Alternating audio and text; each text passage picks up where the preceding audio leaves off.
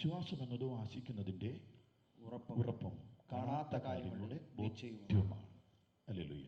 അത് 3 ഭാഗങ്ങളായിട്ട് തിരിച്ചിട്ടാണ് ഞാൻ ഈ സബ്ജക്റ്റിനെ, ഈ ദൂതിനെ കൊണ്ടുപോകുന്നത്.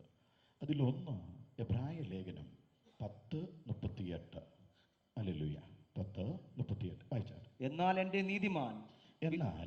നീതിമാൻ വിശ്വാസത്താൽ ജീവിക്കും. ഒന്ന്, വിശ്വാസത്താൽ ജീവിക്കുക.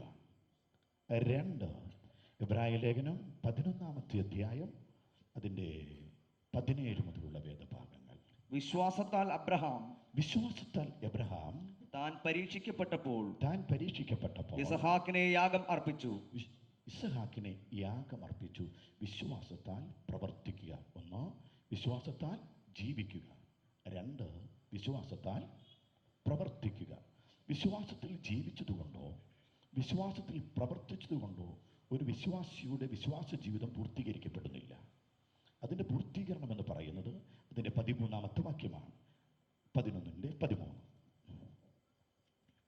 എബ്രായർ 11:13. ആകയാൽ നാം അവന്റെ നിന്ന ചുമന്നുകൊണ്ട് പാളയത്തിന് പുറത്ത് അവന്റെ അടുക്കൽ ചെല്ലുക. 11:12-13 ആണോ? അങ്ങനെ യേശുവും സ്വന്തം രക്തത്താൽ ജനത്തെ വിശുദ്ധീകരിക്കേണ്ടതിന് നഗരവാതിലിന് പുറത്തു വെച്ച് കഷ്ടം അനുഭവിച്ചു.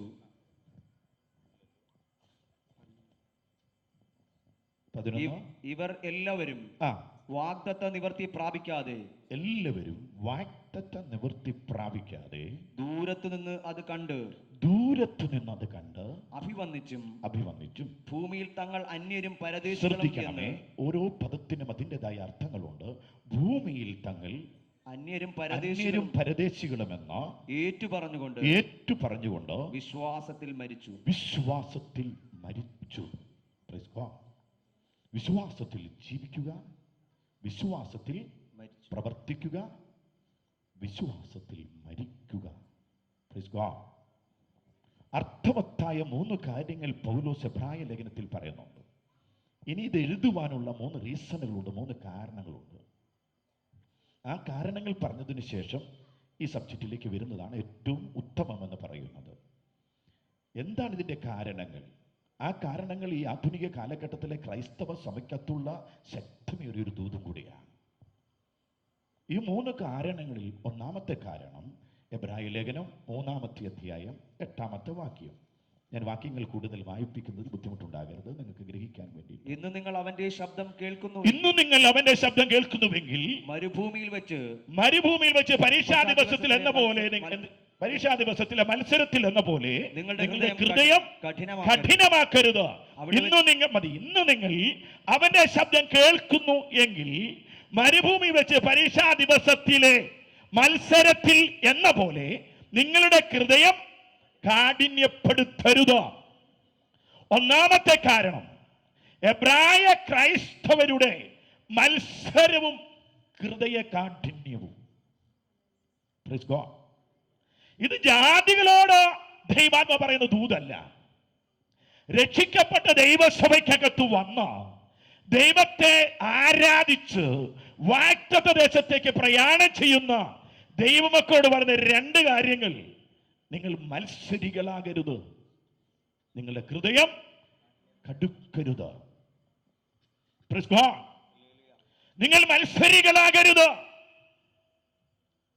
ഈ കാലഘട്ടത്തിലെ ഏറ്റവും വലിയ പ്രത്യേകത, ദോഷം, മത്സര ഹൃദയമാണ്. ഏത് ഭവനത്തിൽ നോക്കൂ, അപ്പനമ്മമാരെ അനുസരിക്കാതെ മത്സര ഹൃദയമുള്ള കുഞ്ഞുങ്ങൾ,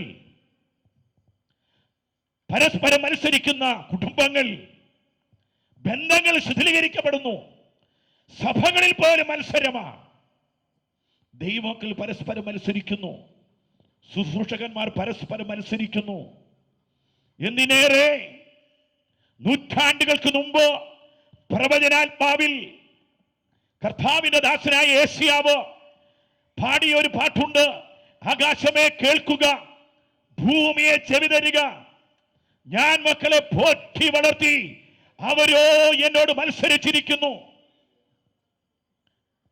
പോറ്റി വളർത്തിയ മക്കൾ, ആ കുഞ്ഞുങ്ങൾ മാതാപിതാക്കളോട് മത്സരിക്കുന്ന മനോഭാവം, തങ്ങളുടെ കഴിഞ്ഞകാല ജീവിതങ്ങളിൽ ലഭിക്കപ്പെട്ട ദാനമായ തങ്ങളുടെ മക്കൾക്ക് വേണ്ടി അധ്വാനിച്ച് കഷ്ടപ്പെട്ട് അവരെ പോറ്റി പുലർത്തിയിട്ട് അവർ രണ്ടു കാലിൽ നിൽക്കുവാൻ ത്രാണിയുള്ളവരായി മാറിയപ്പോൾ മാതാക്കളെയും പിതാക്കളെയും സ്നേഹിക്കുവാൻ കഴിയാതെ മത്സര ഹൃദയമുള്ളവരായി മാറി, അപ്പനമ്മമാരെ ബഹുമാനിക്കാത്ത മത്സര ഹൃദയങ്ങളായി മാറിയതുകൊണ്ട് വിലപിക്കുന്ന എത്രയെത്ര ഹൃദയങ്ങൾ, എത്രയെത്ര ഭവനങ്ങൾ നമ്മുടെ സമീപത്തുണ്ട്.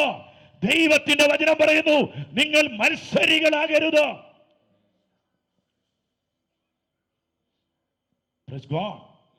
മത്സരികളാകരുത്. ഇന്ന് രാത്രി പുറത്തു പറയാൻ കഴിയാത്ത രീതിയിൽ ജന്മം കൊടുത്ത കുഞ്ഞുങ്ങൾ മത്സരിക്കുന്നതിന്റെ വേദനയോടെ അകത്തളത്തിൽ തിങ്ങി വിങ്ങുന്ന എത്രയെത്ര മാതാക്കളുടെ ഹൃദയം ഇന്ന് രാത്രിയിൽ യേശു കാണുന്നു. ഏത് മത്സര ഹൃദയമുള്ളവരെയും അനുസരണമുള്ളതാക്കി മാറ്റുവാൻ യേശുവിന് കഴിയും. യേശുവിന്റെ അടുക്കലേക്ക് വന്നാൽ അവൻ അനുസരണമുള്ളതാക്കി മാറ്റുവാൻ യേശുവിന് കഴിയും. Praise God.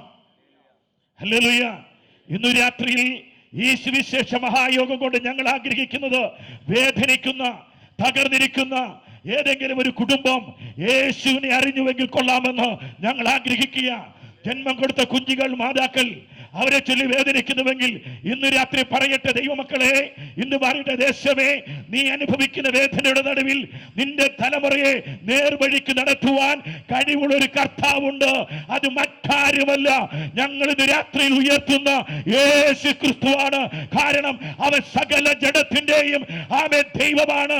ജാതി വ്യത്യാസമില്ലാതെ, വർഗ വ്യത്യാസമില്ലാതെ, ഭാഷാ വ്യത്യാസമില്ലാതെ, മതവ്യത്യാസമില്ലാതെ ഏത് മനുഷ്യരെയും നേർവഴിയിൽ നടത്തുവാൻ കഴിവുള്ള ഒരുത്തനുണ്ടെങ്കിൽ അത് കർത്താവായ യേശുവാ. വിശ്വസിക്കുന്ന സ്വന്തം ചെയ്യുക. ഹല്ലേലൂയ. ഇന്ന് രാത്രി ചില ഭവനങ്ങളിൽ യേശുവിന്റെ കരസ്പർശത്തിന്റെ സ്വാന്തനം ഇറങ്ങുകയാണ്. തങ്ങളുടെ കുഞ്ഞുങ്ങളെ ചൊല്ലി കരയുന്ന മാതാവേ, ഭർത്താവിന്റെ മത്സരമോർത്ത് ദുഃഖിക്കുന്ന ഭാര്യയുടെ മത്സരമോർത്ത് ദുഃഖിക്കുന്ന ഭർത്താവേ, ഇന്നു രാത്രിയിൽ നിന്റെ കുടുംബത്തെ ക്രമീകരിക്കുവാൻ സ്വർഗത്തിലെ ദൈവത്തിന് കഴിയും. ഹല്ലേലൂയ. സഭയിൽ മത്സരം, നേതൃത്വത്തോട് മത്സരം, ശുശ്രൂഷകന്മാർ തമ്മിൽ മത്സരം. ദൈവത്തിന് മഹത്വം ഉണ്ടാകട്ടെ. ഈ വാക്കെന്ന് പറയുന്നത് ചെറിയൊരു വാക്കല്ല. അതിൻ്റെ അർത്ഥതലങ്ങളിൽ ദൈവസന്നിധിയിൽ വിധേയപ്പെടാതെ പോയിരുന്നു കഴിഞ്ഞാൽ അനന്തരഫലം തലമുറ അനുഭവിക്കേണ്ടി വരും. വിശുദ്ധ ബൈബിളിൽ അവൻ കാണുന്നൊരു ചരിത്രമുണ്ട്. ഉസ്യാവ് എന്ന് പറയുന്ന ഒരു രാജാവുണ്ട്. 16-ാമത്തെ വയസ്സിൽ രാജ്യഭരണം ഏറ്റെടുത്തവനാണ്. തൻ്റെ യൗവനപ്രായത്തിൽ രാജ്യത്തിൻ്റെ ഭരണം തൻ്റെ കരത്തിൽ കിട്ടുവാനിടയായി. ചില വർഷങ്ങൾ കഴിഞ്ഞപ്പോൾ തിരുവെടുത്ത് ഇങ്ങനെ പറയുന്നത്, നാശത്തിനായി തൻ്റെ ഹൃദയം നിഗളിച്ചു. നാശത്തിനായി തൻ്റെ ഹൃദയം നിഗളിച്ചു. നിഗളഹൃദയം ഉണ്ടായപ്പോൾ രാജാവായി അഭിഷേകം ചെയ്തവൻ രാജീയ അഭിഷേകത്തെ മകർന്ന് പുരോഗത ശുശ്രൂഷ ചെയ്യുവാൻ വേണ്ടി ധൂപം കയ്യിലെടുത്തുകൊണ്ട് ആമേൻ ദൈവസന്നിധിയിലേക്ക് പ്രവേശിച്ചു. ഹല്ലേലൂയ. നിന്റെ കഴിവ് കൊണ്ടോ നിന്റെ പ്രാപ്തി കൊണ്ടോ നിന്റെ അറിവ് കൊണ്ടോ ചെയ്യേണ്ടതല്ല ദൈവിക ശുശ്രൂഷ എന്ന് പറയുന്നത്. ദൈവത്താൽ വിളിച്ചോ വേർതിരിക്കപ്പെട്ട അഭിഷേകത്താൽ ചെയ്യേണ്ടതാ ദൈവത്തിന്റെ ശുശ്രൂഷ എന്ന് പറയുന്നത്. ഒരുപക്ഷെ നീ അറിവുള്ളവനാകാം, പ്രാപ്തിയുള്ളവനാകാം. നിന്റെ പ്രാപ്തിയല്ല ദൈവത്തിന്റെ വിഷയം. ദൈവത്താൽ നീ വേർതിരിക്കപ്പെട്ടിട്ടുണ്ടോ എന്നുള്ളത് ദൈവത്തിന്റെ വിഷയം. Praise God. ഹല്ലേലൂയ. നീ രാജാവായിരിക്കാം, കാര്യം ശരിയാണ്. നീ പ്രജകളെ നടത്തേണ്ടവണ്, കാര്യം ശരിയാണ്. പക്ഷേ ധൂപം കാണിക്കാൻ അഭിഷേകം കൊണ്ട് വേർതിരിക്കപ്പെട്ട പുരോഹിതന്മാരുണ്ടോ? ആ പുരോഹിതൻ നിൽക്കേണ്ട സ്ഥലത്ത് നീ കയറി നിന്നാൽ അവൻ പുരോഹിത ദോഷമുണ്ടാകത്തില്ല, നീ ശിക്ഷ അനുഭവിക്കും. ഹല്ലേലൂയ. ഇന്നത്തെ ശാപം എന്താ? ഫേസ്ബുക്ക് തുറന്നാൽ ധാരാളം പ്രസംഗങ്ങളാണ്, മൊത്തം ദൂതുകളാ. പ്രിയരെ, വചനം തുച്ഛീകരിക്കപ്പെടരുത്. വചനം തുച്ഛീകരിക്കപ്പെടുന്നത് കൊണ്ട് ഭക്തി നഷ്ടപ്പെട്ടു പോകുകയാണ്. അറിവുണ്ടായി, ജ്ഞാനമുണ്ടായത് കൊണ്ട് വചനത്തിന്റെ മർമ്മം നിനക്ക് വെളിപ്പെടണമെന്നില്ല. പള്ളിക്കൂടത്തിന്റെ പടിവാതിൽ കണ്ടിട്ടില്ലാത്ത, അക്ഷരാഭ്യാസം ഇല്ലാതെ മാതാപിതാക്കൾ കഴിഞ്ഞകാല കഷ്ടതയുടെ നടുവിൽ കർത്താവിനെ വിശ്വസിച്ചുകൊണ്ട് ഈ കറുത്ത വേദപുസ്തകം പിടിച്ച് അക്ഷരാഭ്യാസമില്ലാതെ ഒറ്റക്കാര്യം അവർ ഇറങ്ങി യേശു ദൈവമാ, യേശു രക്ഷിക്കുന്നവനാ, ഇതിനപ്പുറം ഒരു ജ്ഞാനമില്ലാതെ നടന്നുപോയി പ്രവർത്തിച്ചതിന്റെ ഫലമാ ഇന്ന് ഇവിടെ ഇരിക്കുന്ന ഓരോ ദൈവമക്കളും. Praise God. ഉടുത്ത തുണി മാറിയെടുക്കാൻ മാർഗമില്ലാതിരുന്ന ഒരു കാലഘട്ടം. കട്ടൻ കപ്പയും കാന്താരി മുളകും ആമേ തിന്നു വേല ചെയ്തൊരു കാലഘട്ടം. ഹല്ലേലൂയ. എനിക്കറിയാവുന്ന പല ശ്രേഷ്ഠന്മാരായ ദൈവദാസന്മാരുണ്ട്, പഴയ ദൈവദാസന്മാർ, കഠിനതയുടെ ആമേ കടന്നുപോയി കർത്താവിനെ സേവിച്ചവര്. ഞങ്ങളുടെ നാട്ടിൽ ഒരു ദൈവദാസനുണ്ട്. അദ്ദേഹത്തെ കഠിനതകൾ കേൾക്കുമ്പോൾ ഹൃദയം തകരും. മാറി ഉടുക്കുവാൻ തുണിയില്ല. ആമേൻ ഉള്ളട്ട് അലക്കിയിട്ടിട്ട് തോർത്തുടുത്ത് ആറ്റിൽ മുങ്ങിക്കിടക്കും. ഇട്ടു ആമേൻ പാൻ ഷർട്ട് മുടങ്ങുന്നത് വരെയും തോർത്തുടുത്തുകൊണ്ട് വെള്ളത്തിൽ കിടക്കും. ആ പാൻറ്റും ഷർട്ടും ഉണങ്ങിയതിനു ശേഷം കുളിച്ചു കയറി വന്നിട്ടോണ്ട് പോയി. അങ്ങനെ കഠിനതയിൽ കിലോമീറ്ററുകൾ നടന്ന, വിദ്യാഭ്യാസമില്ലാതെ യേശു ദൈവമാണെന്ന് പറഞ്ഞു നടന്ന പൂർവ്വപിതാക്കന്മാരുടെ അവയെ കാലുകൾ ചവിട്ടിക്കയറിയൊരു കാലഘട്ടം. അവർ പ്രാർത്ഥിച്ചപ്പോൾ ദൈവം പ്രവർത്തിച്ചു. അവർ ആരാധിച്ചപ്പോൾ സ്വർഗം അവിടെ ഇറങ്ങി വന്നു. അവർ ദൈവത്തെ ഉയർത്തിയപ്പോൾ സ്വർഗം അവിടെ സാക്ഷി നിന്നു. അത്ഭുതങ്ങൾ നടന്നു. രോഗികൾ സൗഖ്യം പ്രാപിച്ചു. ഭൂതങ്ങൾ വിട്ടുപോയി. ദേശത്ത് ദൈവഭയമുണ്ടായിരുന്നു. ഇന്നെന്താ സംഭവിച്ചത്? പ്രസംഗർ എണ്ണം കൂടി, ശുശ്രൂഷകർ എണ്ണം കൂടി. ആമേൻ. ദൈവപ്രവൃത്തി വെളിപ്പെടുന്നില്ല, ദൈവശക്തി ഇറങ്ങുന്നില്ല. എന്താ അതിന്റെ കാരണം? ദൈവ പൈതലേ, വേർതിരിക്കപ്പെട്ടവനാണ് ശുശ്രൂഷ ചെയ്യേണ്ടത്. നിന്റെ അറിവിന്റെ അടിസ്ഥാനത്തിൽ, ആമേൻ, നിന്റെ സമ്പത്തിന്റെ അടിസ്ഥാനത്തിൽ, നിന്റെ പാരമ്പര്യത്തിന്റെ അടിസ്ഥാനത്തിൽ ആമേൻ ശുശ്രൂഷയ്ക്ക് നീ പ്രവേശിക്കരുത്. കർത്താവിന്റെ കരം നിനക്ക് പ്രതികൂലമായി മാറരുത്. Praise God. ഹല്ലേലൂയ. ഉസ്സിയ രാജാവ് ധൂപം കാണിക്കാൻ കയറി. ബലശാലികളായ 70 പുരോഹിതന്മാർ തന്നെ തടഞ്ഞു. രാജാവേ, ശരിയല്ല ഇത് എന്ന് പറഞ്ഞ് തടഞ്ഞു. അവൻ മത്സരിച്ചു. ദൈവസന്നിധിയിൽ വെച്ച് തന്നെ അവന്റെ ശരീരത്തിൽ കുഷ്ഠം പൊങ്ങി. Praise God. ദൈവസന്നിധിയിൽ വെച്ച് തന്നെ കുഷ്ഠം പൊങ്ങി. ദൈവസന്നിധി, ദൈവത്തിന്റെ പൈതലേ, നിന്റെ പ്രശ്നങ്ങൾക്ക് പരിഹാരം ഉണ്ടാകേണ്ട സ്ഥലമാണ് ദൈവസന്നിധി. ആ ദൈവസന്നിധിയിൽ ആവേ നിന്റെ ശരീരത്തിൽ രോഗബാധ ഉണ്ടാകുന്നെങ്കിൽ അതിന്റെ കാരണം നിന്റെ ജീവിതത്തെ ശോധന ചെയ്യേണ്ട, നിന്റെ ജീവിതത്തെ പരിശോധിക്കേണ്ട, നിന്റെ ജീവിതത്തെ ശുദ്ധീകരിക്കേണ്ട സ്ഥലമാണത്. അവിടെ നിനക്ക് രോഗമുണ്ടാകരുത്. സകല പ്രശ്നത്തിനും പരിഹാരം തരുന്ന സ്ഥലമാ ദൈവസന്നിധി. ഉസ്സിയാവിന് രോഗമുണ്ടായത് ദൈവസന്നിധിയിൽ വെച്ച. ആമേൻ. ഇന്ന് ദൈവമക്കൾക്ക് രോഗമാ. Praise God. എന്താ രോഗം വരാൻ കാരണം? കൊരിന്ത്യർ ലേഖനത്തിൽ വചനം പറയുന്നു, അപ്പം അയോഗ്യമായി തിന്നുകയോ ഭക്ഷിക്കുകയോ ചെയ്യുന്നവൻ ഇത് നിമിത്തം രോഗികളായി മാറുമെന്ന്. ആമേൻ. രഹസ്യഭാവത്തെ മറച്ചു വെച്ചുകൊണ്ട് കർത്തൃമേശയിൽ പങ്കുകൊള്ളാൻ ആമേൻ നീ വിശുദ്ധമാണെന്ന് അടിച്ചു കയറിയിരുന്നാൽ ഒരുപക്ഷെ പാസ്റ്ററിന്റെ കണ്ണു മറയ്ക്കാൻ പറ്റും, സഹവിശ്വാസികളുടെ ആമേൻ കണ്ണു മറയ്ക്കാൻ പറ്റും. അഗ്നിജ്വാലയ്ക്കാനുള്ള ദൈവത്തിന്റെ കണ്ണു മറയ്ക്കാൻ നിന്നെ കൊണ്ട് പറ്റത്തില്ല. Praise God. ഹല്ലേലൂയ. ഇന്ന് രാത്രിയിൽ നിന്റെ ക്രിസ്തീയ ജീവിതത്തിൽ ഒരു ശുദ്ധീകരണം ഉണ്ടാകട്ടെ. ഹല്ലേലൂയ. ദൈവസന്നിധിയിൽ ഏത് പ്രശ്നത്തിനും പരിഹാരമുണ്ടോ? ദൈവസന്നിധിയിൽ ഏത് വിഷയത്തിന് വിടുതലുണ്ടോ? ആ ദൈവസന്നിധിയിൽ ആമേൻ ഇന്ന് രാത്രി നിനക്ക് വിടുതലായി ഭവിക്കണം. കഴിഞ്ഞ രാത്രികളിൽ രോഗാത്മാവിനാൽ ബന്ധിക്കപ്പെട്ട ശരീരത്തിന്റെ പാർശ്വങ്ങൾ ഈ ആരാധനയിൽ ദൈവസന്നിധിയിൽ അടിഞ്ഞു മാറി സൗഖ്യത്തോടെ കടന്നു പോകണമെങ്കിൽ കർത്താവിനോട് പറ, എന്റെ മത്സര സ്വഭാവത്തെ, എന്റെ ഹൃദയ കാഠിന്യത്തെ എടുത്തു മാറ്റിയിട്ടോ ദൈവസന്നിധിയിൽ ശുദ്ധീകരിച്ചോ വിടുതലോടെ പറഞ്ഞയക്കണമേ. ഹല്ലേലൂയ. കരങ്ങൾ ഉയർത്തി കർത്താവിന് സ്തോത്രം ചെയ്താട്ടെ. എനിക്കറിയാം സന്ദേശത്തിൽ നിന്ന് അല്പം മാറിപ്പോയെന്ന്. പരിശുദ്ധാത്മാവ് എന്നെ അങ്ങനെ നയിക്കുന്നത് കൊണ്ട് ഞാൻ അതിന് വിട്ടുകൊടുത്തതാ. ഇന്ന് രാത്രി ദൈവത്തിന്റെ പൈതലേ, ആമേ, നിന്റെ ശരീരത്തെ ചില രോഗത്തിന്റെ കാരണം ആശുപത്രി ചെന്നിട്ട് ഡോക്ടറിനെ കണ്ടുപിടിക്കാൻ കഴിയുന്നില്ല, ആശുപത്രി ചെന്നിട്ട് വൈദ്യശാസ്ത്രത്തിന് അവനത് മനസ്സിലാക്കാൻ കഴിയുന്നില്ല. വീട്ടിൽ വരുമ്പോൾ രോഗിയാ, സത്രം പ്രാർത്ഥിച്ചിട്ടും മാറുന്നില്ല. വചനം പറയുന്നു, നിന്റെ രഹസ്യ ഭാവം നിന്റെ ജീവിതത്തിൽ കിടക്കുന്നിടത്തോളം കാലം ദൈവത്തിന് പ്രവർത്തിക്കാൻ കഴിയത്തില്ല. കാരണം ആ സ്വഭാവത്തെ ഏറ്റുപറഞ്ഞ് മാറ്റിക്കളഞ്ഞാൽ ഇന്ന് രാത്രി വിടുവിക്കുന്ന ദൈവത്തിന്റെ കരം ഈ കാമ്പൗണ്ടിൽ വ്യാപരിക്കുന്നുണ്ടോ? അവന്റെ വിടുതലിന്റെ കരം ഇവിടെ വ്യാപരിക്കുന്നുണ്ടോ? അതുകൊണ്ട് വചനം പറയുന്നു, മത്സരികളാകരുത്, ദുഷ്ടഹൃദയം ഉണ്ടാകരുത്. Praise God. Hallelujah. ഉസ്സിയ മത്സരിച്ചു. മത്സരിയുടെ കുടുംബത്തിൽ അടുത്തുണ്ടാകുന്ന കാര്യം എന്താണെന്ന് അറിയാമോ? മത്സര സ്വഭാവം കാണുമ്പോൾ നിന്നെ പ്രോത്സാഹിപ്പിക്കാൻ ആൾക്കാർ കാണും. പക്ഷെ നിന്റെ വീട്ടിൽ വാള് വരുമ്പോ താങ്ങാൻ ആരും കാണത്തില്ല. ഹല്ലേലൂയ. മത്സരിപ്പിക്കാൻ നിനക്ക് ഉത്തേജനം വരാൻ ആൾക്കാർ കാണും, പിൻബലകാരൻ ആൾക്കാർ കാണും. ദൈവത്തിന്റെ വാളിറങ്ങുമ്പോൾ തടയാൻ ഒരുത്തനും കാണില്ല. ഉസിയ മത്സരിച്ചു. അടുത്തത് എന്താ വായിക്കുന്നറിയാമോ? തൻ്റെ തലമുറയെക്കുറിച്ച് ഇങ്ങനെ പറയുന്നത്, അവൻ യഹോവയ്ക്ക് പ്രസാദമായതുള്ളതെല്ലാം ചെയ്തു, പക്ഷേ ആലയത്തിൽ കയറിയില്ല. പുറത്തൂടെ നടന്ന് ദൈവത്തിന് പ്രസാദമായതെല്ലാം ചെയ്ത്, പക്ഷെ എന്ത് ചെയ്തില്ല? ആലയത്തിൽ കയറിയില്ല.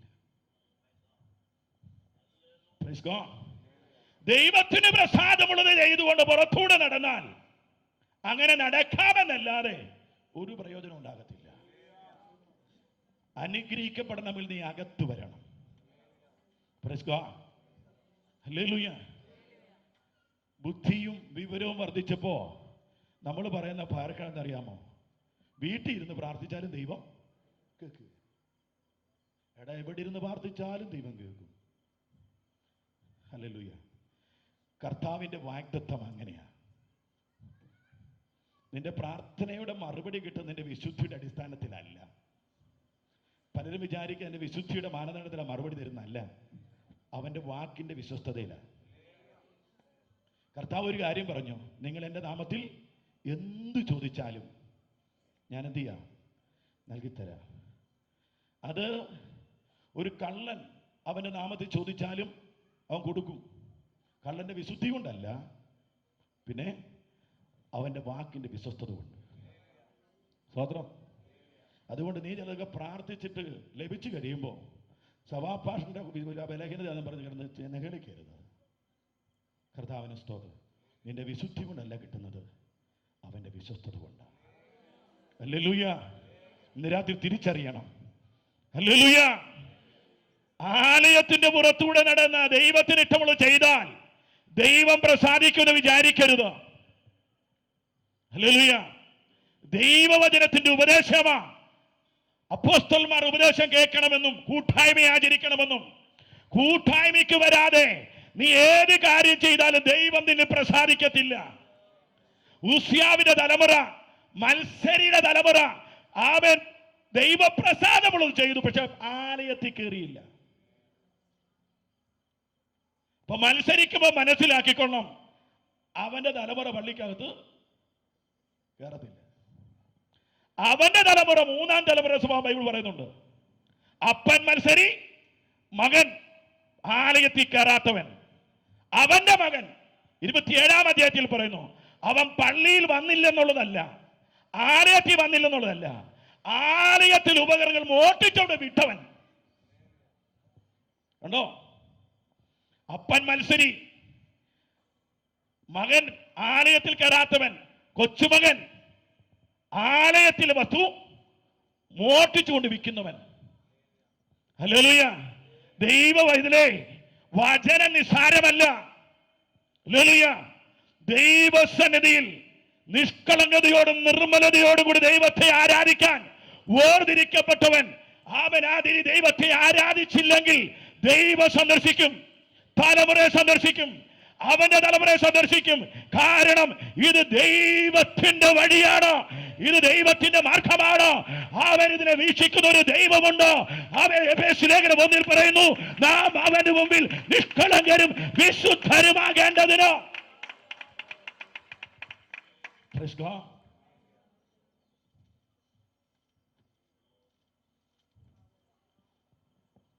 ബൈബിളിൽ ഇല്ലാത്തൊരു കാര്യം ഞാൻ പറയാം. എൻ്റെ ഒരു ചെറുപ്പാന്ന് വെച്ചാൽ മതി. ഒരുപക്ഷെ ഇവന്റെ കൊച്ചുമകനായിരിക്കാം യൂദ. ബൈബിളിൽ അങ്ങനെ ഇല്ല. ഈ ഭാഗം എടുത്ത് നിങ്ങൾ ദുർവ്യാഖ്യാനം ചെയ്യരുത്. യൂദയെക്കുറിച്ച് ബൈബിളിൽ പറഞ്ഞ എങ്ങനെയാ? കർത്താവിൻ്റെ ഗോസ്പൽ ടീം 12 പേരടങ്ങുന്ന ടീമിൽ അതിൻ്റെ ഖജാൻജിയാ യൂദ.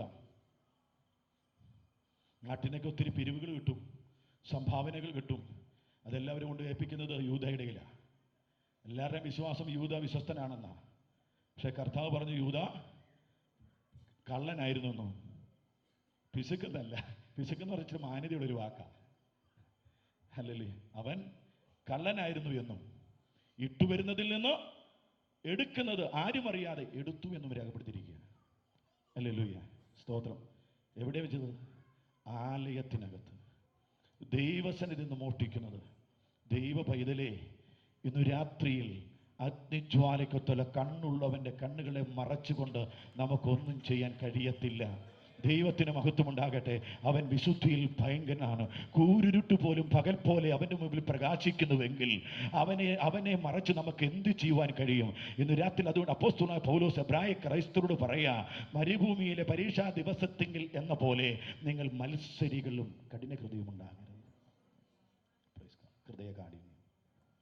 ഇനി രണ്ടാമത്തെ കാരണം എബ്രായ ലേഖനം 5-ാം അധ്യായം 11-ാമത്തെ വാക്യമാണ്. ഇതിനെക്കുറിച്ച് ഞങ്ങൾക്ക് വളരെ പറവാനുണ്ട്, ഞങ്ങൾക്ക് വളരെ പറയുവാനുണ്ട്. എങ്കിലും നിങ്ങൾ കേൾപ്പാൻ മാന്യമുള്ളവരായി തീർന്നതുകൊണ്ട് തെളിയിച്ചു തരുവാൻ വിഷമം. Praise God. രണ്ടാമത്തെ കാരണം എബ്രായ ക്രൈസ്തവരുടെ ആത്മീയ മന്ദത. Praise God. ആത്മീയ മന്ദത, വളർച്ചയില്ലായ്മ. ദൈവവചനം ആഗ്രഹിക്കുന്ന ദൈവമക്കൾ വളരണമെന്നാണ്. എത്രത്തോളം വളരണമെന്ന് കർത്താവ് പറഞ്ഞിട്ടുണ്ട്. എഫേസ്യ ലേഖനത്തിൽ പൗലോസ് പറയുന്നു, ക്രിസ്തു എന്ന തലയോളം നിങ്ങൾ വളരണം. എങ്ങനെ വളരണമെന്ന് പറഞ്ഞിട്ടുണ്ട്? വചനമെന്ന മായമില്ലാത്ത പാല് കുടിച്ചുകൊണ്ട് രക്ഷയ്ക്ക് ജ്ഞാനിയാകുവാൻ വളരുമെന്ന് പറഞ്ഞിട്ടുണ്ട്. ക്രിസ്ത്യാനിറ്റി എന്ന് പറയുന്ന വളർച്ചയുടെ മാർഗമാണ്. ഒരു ദൈവ പൈതൽ ദൈവ വചനപ്രകാരം വളർന്നിരിക്കണം. പൗലോസ് പറയുക, കാലഘട്ടം നോക്കിയാൽ ഉപദേഷ്ടാക്കന്മാരായിരിക്കേണ്ട നിങ്ങൾ ഇപ്പോൾ ശിശുക്കളാണ്. കട്ടിയായിട്ടുള്ള ആഹാരമല്ല, പാലത്ര നിങ്ങൾക്ക് ആവശ്യമായി വന്നിരിക്കുന്നത്. കാരണം നിങ്ങൾ മാന്യമുള്ളവരാണ്. Praise God. ഈ ആത്മീയ മന്ദതയുടെ ഭാഗമാണ് ഈ യോഗങ്ങളിലൊക്കെ വന്നിരുമ്പോൾ ഇരുന്ന് ഉറങ്ങുന്നത്. കർത്താവിന് സ്തോത്രം. വീട്ടിലോ നാട്ടിലോ എവിടെ പോയാലും ഉറക്കമുണ്ടാകത്തില്ല. പക്ഷെ സഭായോഗത്തിന് വന്നാലും ശാന്തമായിട്ടിരുന്ന് എന്ത് ചെയ്യും? ഉറങ്ങും. അല്ലല്ലേ? മറ്റുള്ള ആരാധനയേക്കാൾ വ്യത്യസ്തമാണ് പെന്തക്കോസ്തുകാരായ നമ്മുടെ ആരാധന. ഓർഗണും തമ്പീറും ഒക്കെ വെച്ച് പാട്ടുപാടി ആരാധിക്കുന്ന ആ ഒച്ചയുള്ള അന്തരീക്ഷത്തിൽ, അത്രയും ശബ്ദ കോലാഹലത്തിനിടയിൽ ഇരുന്ന് ഒരുത്തിന് ഉറങ്ങുന്നുവെങ്കിൽ, ഹല്ലേലൂയ, ആത്മീയ മന്ദത. ദൈവത്തിന് സ്തോത്രം. കർത്താവ് പറയുക, നിങ്ങൾ വളരണം. എങ്ങനെ വളരണം? വളരുവാൻ സാഹചര്യമില്ല എന്ന് പറഞ്ഞ് നിൽക്കുന്ന സ്ഥലത്തുനിന്ന് ചാടുന്നതല്ല വളർച്ച. Praise God. ചിലർ പറയാനുണ്ട്, ഞങ്ങൾ നിൽക്കുന്ന സഭയ്ക്കകത്ത് അവൻ വളരാനായിട്ട് യാതൊരു സാഹചര്യവും ഇല്ല. വളരാനായിട്ട് ഒരു സാഹചര്യം ലോകത്തിൽ ഒരിടത്തുമില്ല വചനപ്രകാരം. ഇതാദ്യം മനസ്സിലാക്കണം. ഈ ലോകം ഒരു ദൈവത്തിന് യോഗ്യമല്ലെന്ന ബൈബിൾ പറയുന്നത്. പക്ഷേ ഒരു ദൈവം അറിഞ്ഞിരിക്കേണ്ടത്, നിന്നെ വളർത്തുന്ന ഒരു സഭയുടെ നേതാവല്ല, നിന്നെ വളർത്തുന്നത് സഭയുടെ കമ്മിറ്റിയല്ല, നിന്നെ വളർത്തുന്നത് നിന്റെ സഹോദരനല്ല, നിന്നെ വളർത്തുന്നത് സ്വർഗത്തിലെ ദൈവമാണ്. ദൈവജനം പറയുന്നു, നടുന്നവനും നനയ്ക്കുന്നതും ഏതുമില്ല, വളരുമറാക്കും ദൈവമാണ്. ഇന്ന് രാത്രിയിൽ എന്നെ വളരാൻ സഹായിക്കുവാനായിട്ട് ആരുമില്ലെന്ന് പറഞ്ഞ് നീ ഭാരപ്പെടുന്നെങ്കിൽ പരിശുദ്ധാത്മാവ് ഞാൻ വിളിച്ചു പറയാ, സംഘടനയല്ല, നേതൃത്വമല്ല, നേതാവല്ല, വളരുമറാക്കുന്ന ഒരു ദൈവമുണ്ട്. അവന് നിന്നിൽ പ്രസാദം തോന്നിയാൽ ഏത് പ്രതികൂല കാലഘട്ടത്തിന്റെ നടുവിലും സാഹചര്യത്തിലും നിന്നെ വളർത്തുവാൻ ദൈവത്തിന് കഴിയും. വിശ്വസിക്കുന്നെങ്കിൽ കരയുയർത്തി സ്തോത്രം ചെയ്യോ. ഹല്ലേലൂയ. നമ്മുടെ കർത്താവിനോട് ചോദിക്കുക, കർത്താവേ, നീ എവിടെയാണ് വളർന്നത്? നീ വളരുവാനുണ്ടായ സാഹചര്യം, അറ്റ്മോസ്ഫിയർ, നീ വളരുവാനുണ്ടായ പശ്ചാത്തലം എങ്ങനെയായിരുന്നു എന്ന് ചോദിക്കുമ്പോൾ ദീർഘദർശിയായ യെശയ്യാവ് 53-ാം അധ്യായത്തിൽ പറയുന്നു, വരണ്ട നിലത്തെ ഇളയ തൈ പോലെ അവൻ വളർന്നു എന്നാണ്. വരണ്ട നിലത്ത്, ഉണങ്ങിയ നിലത്ത് ഒരു ഇളയ തൈ പോലെ കർത്താവ് വളർന്നെങ്കിൽ ഇന്നു രാത്രി ദൈവത്തിന്റെ പൈതലെ, വരണ്ട് ഉണങ്ങിയ നിലത്ത് കരിഞ്ഞു പോകുമെന്നോ ഉണങ്ങിപ്പോകുമെന്നോ തളർന്നു പോകുമെന്നോ തോന്നുന്ന സ്ഥലത്ത് ഒരു ഇളയ തൈ പോലെ നിന്നെ വളർത്തുവാൻ ദൈവത്തിന് കഴിയും. വിശ്വസിക്കുന്നെങ്കിൽ കരങ്ങൾ ഉയർത്തി, കരങ്ങൾ അടിച്ച് ദൈവത്തിന് മഹത്വം കൊടുക്കുക. കാരണം അനുകൂലമായ ഒരു സാഹചര്യം തരാൻ ദൈവത്തിന് കഴിയും. കരങ്ങളടി ചിലപ്പോൾ നിമിഷം ദൈവത്തിന് മഹത്വം കൊടുത്താട്ടെ. ഹല്ലേലൂയ. എന്നെ സഹായിക്കാൻ ആരുമില്ല എന്ന് പറഞ്ഞുകൊണ്ടോ, എന്നെ വളരുവാൻ അനുവദിക്കാൻ ആരുമില്ലെന്ന് പറഞ്ഞുകൊണ്ടോ, എന്നെ സപ്പോർട്ട് ചെയ്യാൻ ആരുമില്ലെന്ന് പറഞ്ഞുകൊണ്ടോ, എനിക്ക് കൈത്താങ്ങൽ തരാൻ ആരുമില്ലെന്ന് പറഞ്ഞുകൊണ്ടോ, എനിക്ക് വളരുവാൻ ഒരു സാഹചര്യമില്ലെന്ന് പറഞ്ഞുകൊണ്ടോ നീ ഭാരപ്പെടുന്നെങ്കിൽ വചനം പറയുന്നു, വരണ്ട നിലത്തെ ഇളയ തൈ പോലെ അവൻ വളർന്നൊരു കർത്താവ് ഇന്ന് രാത്രിയിൽ ആ വരണ്ട നിലത്ത് നിന്നെ മുളപ്പിക്കുന്ന കർത്താവ്, ആ വരണ്ട നിലത്ത് നിന്നെ വളർത്തുന്ന കർത്താവ്, ആ വരണ്ട നിലത്ത് നിന്നെ ഉയർത്തുന്ന കർത്താവ് ഇന്ന് രാത്രി അവന്റെ ആത്മാവിന്റെ സാന്നിധ്യം യേശുവിന്റെ നാമത്തിൽ, യേശുവിന്റെ നാമത്തിൽ, യേശുവിന്റെ നാമത്തിൽ ഇന്ന് രാത്രിയിൽ അവൻ നിന്നെ കിളക്കുമാറാക്കുന്ന, മുളപ്പിക്കുമാറാക്കുന്ന, അവൻ തളിരിടുമാക്കുന്ന ദൈവാത്മാവിന്റെ അനോയിന്റിങ് ഈ ഗ്രൗണ്ടിൽ വ്യാപരിക്കുന്നുണ്ട്. പരിശുദ്ധാത്മാവിൽ ഞാനത് വിശ്വസിക്കുന്നു. കാര്യങ്ങളെ ദൈവത്തെ മഹത്വപ്പെടുത്തുക. ഹല്ലേലൂയ. കരങ്ങളടിച്ച് കരങ്ങളടിച്ച് കരങ്ങളടിച്ച് ഹല്ലേലൂയ, ഹല്ലേലൂയ. മത്സരികൾ 12 ഗോത്രപിതാക്കന്മാർ ഓരോരുത്തർ മത്സരിച്ച് മുമ്പോട്ട് വന്നപ്പോൾ അവൻ മോശ പറഞ്ഞു, അവൻ വളരാനുള്ള മാർഗമുണ്ടോ? അവൻ നിങ്ങൾ ഓരോരുത്തരും ഓരോ വേദാംഗം വെട്ടിക്കൊണ്ടുവന്നു. 12 പേരും അവരുടെ പേരുകൾ എഴുതി. അഹരോന്റെ ലേവിയുടെ മേലോ അഹരോന്റെ പേരെഴുതി. അവരെന്ത് ചെയ്തു?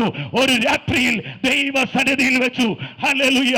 11 അവൻ ഒരു അനക്കമില്ലാതിരിക്കുമ്പോൾ 11ാമത്തെ ലേവിയുടെ വടിയിൽ രാത്രിയിൽ അവൻ നനവുണ്ടാകുന്നു, രാത്രിയിൽ കിളിർപ്പുണ്ടാകുന്നു, രാത്രിയിൽ പൂവുണ്ടാകുന്നു, രാത്രിയിൽ ഫലമുണ്ടാകുന്നു. 12 മണിക്കൂറിനുള്ളിൽ ദൈവം പ്രവർത്തിച്ചെങ്കിൽ ദൈവസന്നിധിയിലിരുന്നാൽ ഇന്ന് രാത്രി ദൈവവൈദ്യരെ 12 മണിക്കൂർ വരെ ഇത് മാറ്റാൻ ദൈവത്തിന്റെ വചനത്തിന്. Hallelujah, hallelujah. ദീർഘനാളുകളായി പ്രാർത്ഥിച്ച് നീ തളർന്നിരിക്കുന്ന വിഷയത്തിൽ, ദീർഘനാളുകളായി നീ ഉപവസിച്ച് മടുത്തിരിക്കുന്ന വിഷയത്തിൽ ഇന്ന് രാത്രി പരിശുദ്ധാത്മ പറയുക, ദൈവ സാന്നിധ്യത്താൽ അത് വളരുവരാക്കുന്ന, ദൈവ സാന്നിധ്യത്താൽ അത് പൊട്ടി മുളയ്ക്കുന്ന, ദൈവ സാന്നിധ്യത്താൽ അത് പുഷ്പിക്കുന്ന, ദൈവ സാന്നിധ്യത്താൽ അത് ഫലം പുറപ്പെടുവിക്കുന്ന രാത്രിയാണോ? Hallelujah, hallelujah. ഒരു നിമിഷ ശക്തിയോടെ ദൈവം ഇടപെടുന്ന വിശ്വാസമുണ്ടെങ്കിൽ, കർത്താവ് എന്നോട് സംസാരിക്കുന്നുവെന്ന് വിശ്വാസമുണ്ടെങ്കിൽ ഇന്ന് രാത്രി ഈ യോഗം കഴിഞ്ഞ മടങ്ങി ഭവനത്തിൽ ചെല്ലുമ്പോൾ ദൈവപ്രവൃത്തി അനുഭവിക്കാൻ കഴിയും. Hallelujah, praise God, hallelujah. ഉണങ്ങിയ നിലത്തിളയ തൈ പോലെ അവന് വളർത്താൻ കഴിഞ്ഞെങ്കിൽ സാഹചര്യം അവന് വിഷയമല്ല. ദൈവമക്കളെ, മനസ്സുണ്ടെങ്കിൽ, നിനക്കൊരു ഡെഡിക്കേഷൻ ഉണ്ടെങ്കിൽ, നിനക്കൊരു സമർപ്പണമുണ്ടെങ്കിൽ അവൻ വളർത്തും. മോശയോട് ചോദിക്ക്, മോശെ നീ എവിടെയാ വളർന്നത്? മോശ പറയുന്നൊരു ദൂതുണ്ടോ? ആമേൻ. ഫറവോന്റെ കൊട്ടാരത്തിൽ. മോശെ നീ എവിടെയാ വളർന്നത്? ഫറവോന്റെ കൊട്ടാരത്തിൽ. മോശെ നീ എവിടെ വളർന്നത്? ഇസ്രായേലിലെ കുഞ്ഞുങ്ങളെ എല്ലാം നൈൽ നദിയിൽ എറിഞ്ഞു കൊല്ലാൻ പറഞ്ഞ മോശ അവൻ ഫറവോന്റെ കൊട്ടാരത്തിനകത്ത് ഒരു രാജകുമാരനെ പോലെ എന്റെ ദൈവം എന്നെ വളർത്തിയെങ്കിൽ നിനക്ക് വിരോധമായി എഴുന്നേറ്റ് നിൽക്കുന്ന ശത്രുവിന്റെ കൂടാരത്തിന് നടുവിൽ നിന്നെ വളർത്താൻ കഴിയുന്ന ഒരു ദൈവമുണ്ട്. ആ ദൈവമാണ് കർത്താവായ യേശു. കാര്യങ്ങളടിച്ചവന് മഹത്വം കൊടുക്കോ. Hallelujah, praise God. അനുകൂലമായ സാഹചര്യത്തിൽ വളർന്നല്ല, പ്രതികൂലമായ സാഹചര്യത്തിൽ തട്ടിപ്പോകും, ഉണങ്ങിപ്പോകും. ഹല്ലേലൂയ. എന്നാൽ പ്രതികൂലമായ സാഹചര്യത്തിൽ വളർന്ന ഒന്നിനെയും തകർക്കാൻ ഒരുത്തനും കഴിയത്തില്ല. Praise God, hallelujah, hallelujah. എല്ലാ കുഞ്ഞുങ്ങളെയും നൈൽ നദിയിൽ എറിഞ്ഞ് കൊന്നു കളയുമ്പോൾ ദൈവത്തിന്റെ തേജസ്സുള്ളവൻ കൊട്ടാരത്തിൽ ഒരു രാജകുമാരനെ പോലെ വളരുകയാണ്. Praise God, hallelujah. ദൈവ പൈതലേ, ഇന്ന് രാത്രി നിന്നോടുള്ള ദൂതാണിത്. ഒരുപക്ഷെ പാരമ്പര്യമായി ശത്രു നിന്റെ കുടുംബത്തിൽ പോരാടി ഓരോ തലമുറയെ നശിപ്പിച്ചുകൊണ്ടിരിക്കുമ്പോൾ ആ തലമുറയെ നടുവിൽ നിന്ന് വിടുവിക്കുവാൻ സ്വർഗത്തിന് പ്രസാദമാണ്. ഹല്ലേലൂയ. പിതാക്കന്മാർ ചെയ്തു കൂട്ടിയ പാപത്തിന്റെ പാരമ്പര്യ ശാപം തലയിൽ പേറി പല പിടുമരണങ്ങൾ നിന്റെ കുടുംബത്തിനുണ്ടായിട്ടുണ്ടെങ്കിൽ ഇന്ന് രാത്രി ദൈവവചനത്തിൽ വിളിച്ചു പറയാം, സംഹാരകന്റെ കയ്യിൽ നിന്ന് വിടുവിക്കാൻ കഴിവുള്ള, ശാപ പാപ പോരിന്ന് വിടുവിക്കാൻ കഴിവുള്ള ഒരുവൻ ഇവിടെ ഇറങ്ങി വന്നിട്ടുണ്ട്. അത് മറ്റാരുമല്ല, യുഗങ്ങളുടെ പാറയായ കർത്താവാണ്. ഹല്ലേലൂയ. പിതാക്കന്മാർ ചെയ്തു കൂട്ടിയ പാപ കർമ്മ ഫലത്തിന്റെ തിക്തമായ വേദനകൾ അനുഭവിച്ചുകൊണ്ട് തലയുയർത്തുവാൻ കഴിയാതെ, തലമുറകൾ അനുഗ്രഹിക്കപ്പെടാൻ കഴിയാത്ത രീതിയിൽ, സാമ്പത്തികം ഉയർത്തപ്പെടുവാൻ കഴിയാത്ത രീതിയിൽ പെടുമരണങ്ങൾ സംഭവിച്ച് ഭീതിയുടെ കരിനിഴലിൽ ജീവിക്കുന്ന ഭവനമേ, ഇന്ന്